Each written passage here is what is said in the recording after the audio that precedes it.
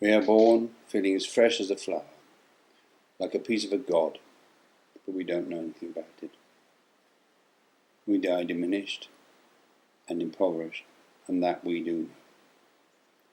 How come we forget the forgetting of this undeformed original nature? And how come this indestructible nature gets hidden by the ogres and the giants at home and in the world? How come we even forget that we hid it so well that it is only remembered with fireworks or Christmas tinsel, something magical or medical, and as apart from us?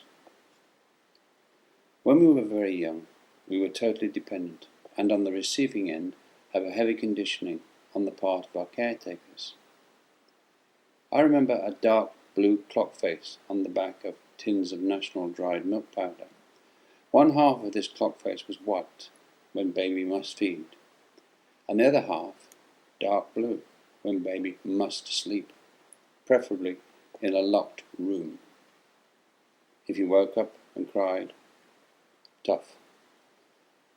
This was all the work of Dr. Sir Frederick Truby King, MD, KB, CMG, and the mobilization of mothers for the war effort made this discipline seem imperative, and it continued throughout the 1950s and 60s.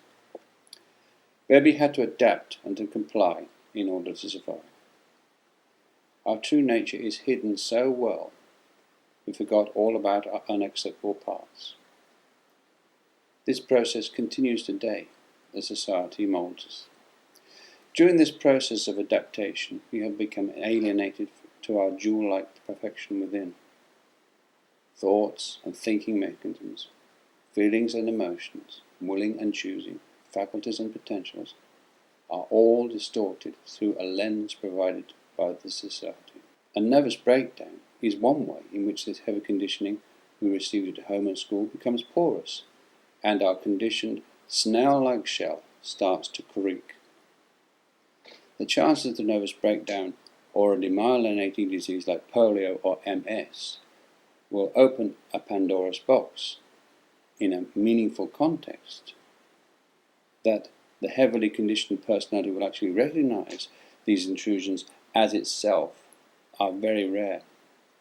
My father thinks that the patterns he sees are headacheless migraines.